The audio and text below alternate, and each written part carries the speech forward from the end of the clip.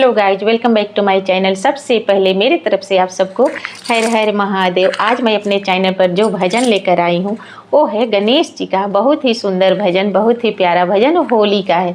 शिव चर्चा में जो भजन गाया जाता है उसमें गणेश जी का भी भजन होता है। ये होली का भजन गणेश जी का है। बहुत ही सुंदर, बहुत ही प्यारा।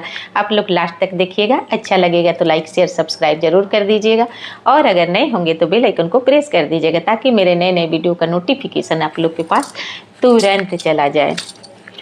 गौरी जी के लाल, गौरी जी के लाल, रे होली खेले पर्वत पर।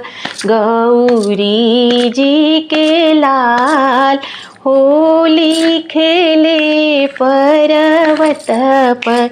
मैया गौरी के लाल, मैया गौरी के लाल, मैया गौरी के लाल, होली खेली पर्वत पर।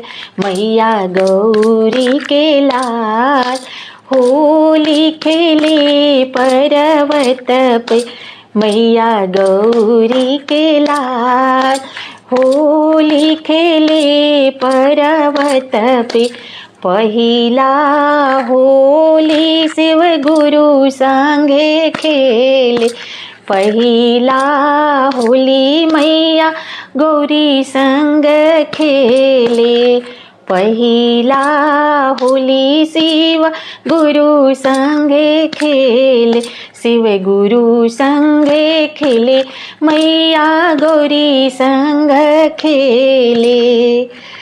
चरण पर रखी के आबीर हो, आरे चरण पे रखी के आबीर, होली खेले पर्वत पे। मैया गौरी के लाल, हो लिखेले पर्वत पे।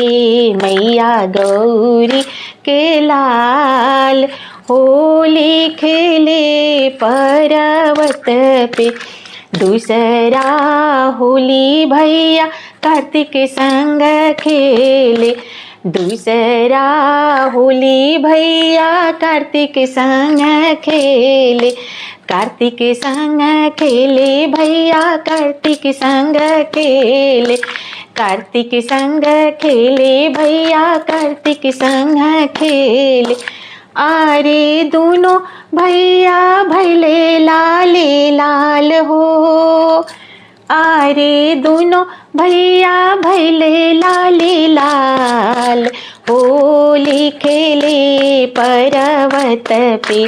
मैया गौरी के लाल, होली खेले पर्वत पे। तीसरा होली नंदी संग खेले, नंदी संग खेले हो भैरो संग खेले।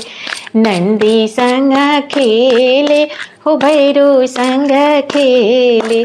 सब लोग भैले लाले लाल हो, आही सब लोग भैले लाले लाल, होली खेले पर्वत पे।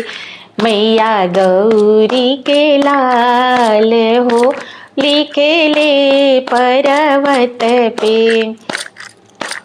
चौथा होली सब देवलोक खेले, चौथा होली सब देव संग खेले, सब देव संग खेले, सब देवी संग खेले, सब देव संग खेले, सब देवी संग खेले। सब लोग भैले लाले लाल हो, आरे सब लोग भैले लाले लाल, होली खेले पर्वत पे। सब लोग भैले लाले लाल हो, आरे सब लोग भैले लाले लाल, होली खेले पर्वत पे।